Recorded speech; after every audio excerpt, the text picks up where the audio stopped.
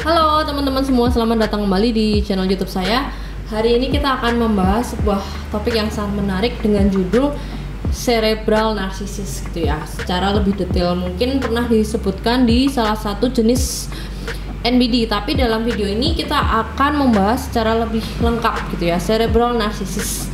Dari kata cerebral. Nah, cerebral itu merupakan salah satu bagian dari otak kita gitu ya. Nah, sehingga narsis ini tentunya mengedepankan otak, mengedepankan intelektual gitu ya. Jadi kalau misalkan ada traits dari narsisis ditambah otak gitu ya, ya kalian bisa bayangin lah, intinya kayak jadi kayak evil brain gitu ya, untuk mendapatkan fuel, untuk mendapatkan supply itu sepinter-pinternya banget seorang narsisis, yaitu cerebral narcissist gitu kan. Nah, ciri-cirinya sih apa gitu ya.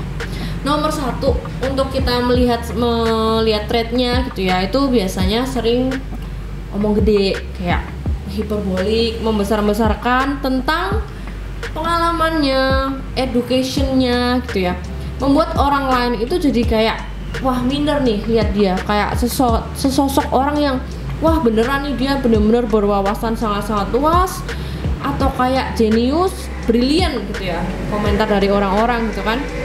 Yang nomor dua, itu tidak bisa terlalu membaur atau blend in dengan orang lain gitu ya. Kalau orang yang terlalu harus kelihatan paling pintar dalam sebuah lingkungan atau ruangan, jadi kayak Queen Bee yang super smart gitu kan, dia akan merasa kayak kalau aku blend in sama orang-orang ya mungkin beda level, jadi kalau ngomong vocabnya juga nggak nyambung gitu kan mikirnya.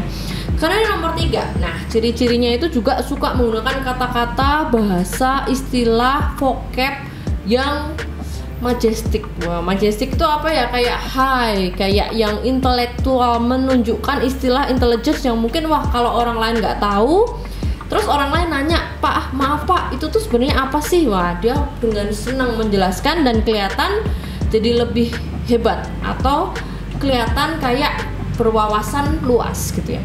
Kemudian yang nomor 4, biasanya juga menggunakan nada yang bisa bersifat kayak look down atau ngerendahin, atau kayak pakai bahasa, hah masa sih kamu kayak gitu aja nggak tahu. Nah, atau mungkin yakin kamu baru tahu ini sekarang. Nah, kayak kalimat-kalimat kayak gitu ya, apa bisa kayak bernada sarkasme atau menyindir gitu kan. Kemudian yang nomor 5, nah cirinya tuh kayak mereka akan jadi rockstar dalam hal apa? Sertifikat, degree, yang mungkin kalian lihat wah namanya itu yang gelarnya panjang banget sampai kalau nulis space-nya nggak cukup gitu ya. Sekolahnya di mana, atau mungkin IPK-nya, nilainya dan sebagainya gitu ya. Dia akan lebih mengedepankan hal seperti itu.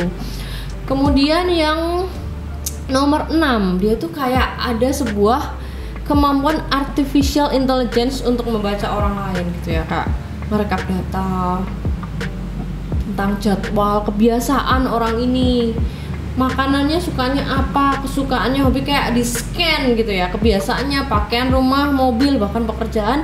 Nah, tujuannya dengan ada data-data analytical itu untuk mengeksploitasi kelemahan orang lain, digunakan sesuai dengan path yang sesuai dengan agendanya gitu ya.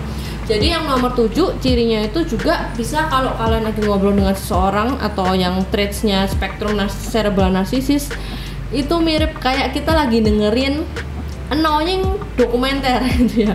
Kayak nonton film dokumenter yang intelektual, kayak kalian mungkin lagi nonton National Geographic, atau mungkin ilmu pengetahuan tentang fisika, spaceship yang wah keren banget gitu ya, kayak dokumenter yang bisa disisipin dengan kayak sindiran-sindiran gitu ya, menunjukkan bahwa wah lu nggak tahu kan nih, gua baru ceritain kayak gitu. Jadi dari nomor 1 sampai 7 itu mengedepankan intelektual gitu ya. Ya memang mereka bisa IQ-nya tinggi gitu ya, IQ-nya untuk intelijensianya gitu, tapi dalam hal EQ kalau yang namanya narsisis biasanya kurang gitu ya. Jadi memang ciri-cirinya itu mengedepankan intelektual. Nah, inilah ciri-ciri dari cerebral narcissist gitu ya. Kalau misalkan kalian pengen tahu lah, terus gimana rasanya kalau kita nih ketemu sama orang-orang kayak gini gitu ya, di dalam lingkungan sebagai teman, orang tua, pasangan, atau di kantor gitu ya,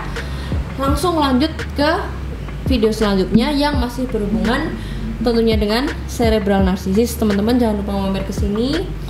Aku thank you banget, appreciate siapapun yang mau like, comment, subscribe, bagi siapapun yang membutuhkan video ini. Semoga video ini bermanfaat dan next video masih berkaitan dengan cerebral narcissist. See you.